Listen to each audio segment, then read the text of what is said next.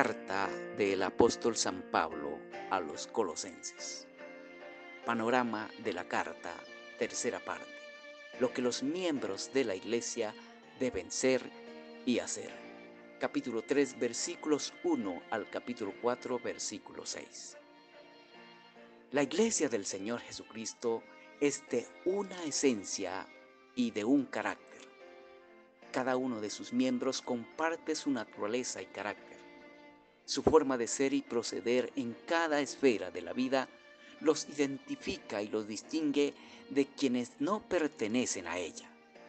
Claro, esto ningún redimido lo logra al instante, pero en la medida en que van aprendiendo a Cristo mediante la instrucción del Evangelio, lo van logrando por el poder de Dios que obra en ellos mediante la fe en su Redentor. Esta es la intención de esta tercera sección de la carta a los Colosenses. Acompáñenme a darle un vistazo a esta sección.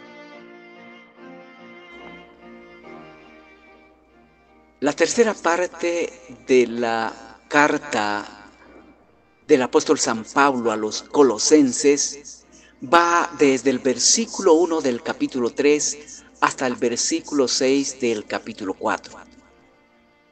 Esta sección es esencialmente práctica.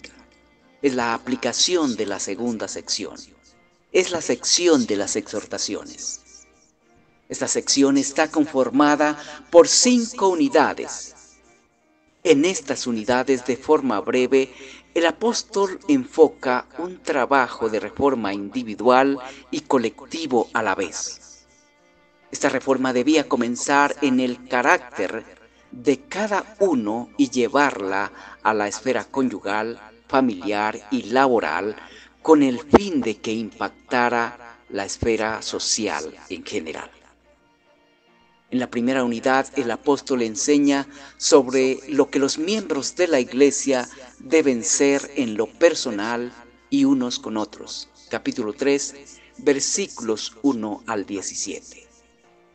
Esta parte habla de lo que quienes resucitan con Cristo pueden dejar de ser y hacer, y de lo que pueden comenzar a hacer y hacer para corresponder a lo que son esencialmente. Habla de los hábitos que los creyentes en Colosas debían dejar y de las virtudes que debían cultivar como resultado de su resurrección con el Señor Jesucristo. En la segunda unidad, el apóstol habla de lo que los miembros de la iglesia que estaba en Colosas debían ser en el círculo familiar según la posición que cada quien ocupaba, como padre, como esposo, o como esposa, o como hijos. Capítulo 3, versículos 18 al 21.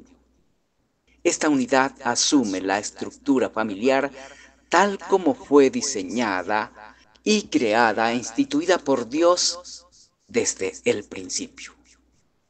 En la Iglesia del Señor, esta estructura debe ser restaurada y cada miembro de la familia debe asumir sus funciones conforme a la posición establecida por Dios desde el principio. La tercera unidad habla de cómo debían ser los creyentes en la esfera laboral, como siervos o como amos. Capítulo 3, versículos 22 al capítulo 4, versículo 1. De esta unidad se derivan principios universales aplicables a las relaciones laborales, jefe y subalterno o empleador y empleado. La cuarta unidad corresponde al capítulo 4, versículos 1 al 4. En esta unidad, el apóstol los exhortó a que perseveraran en la oración. Les dijo que en ello no se olvidaran de orar por su trabajo ministerial. Capítulo 4, versículos 2 al 4.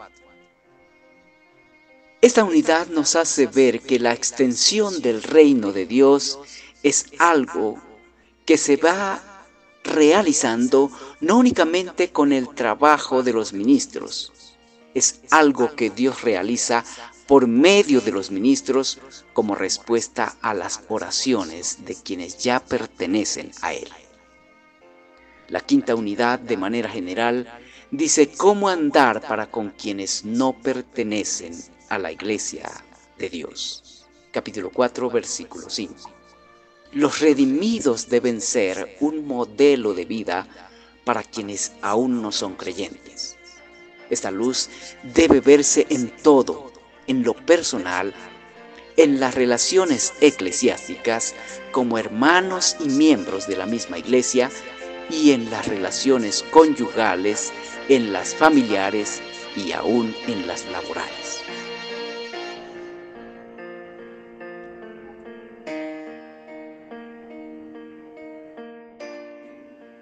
La fe en Cristo no es un asunto de sola liturgia.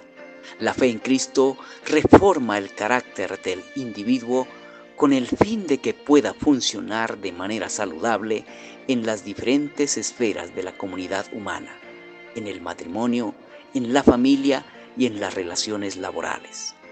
La fe en Cristo es la única cosmovisión capaz de construir un tejido social sólido, fundado en relaciones saludables y duraderas.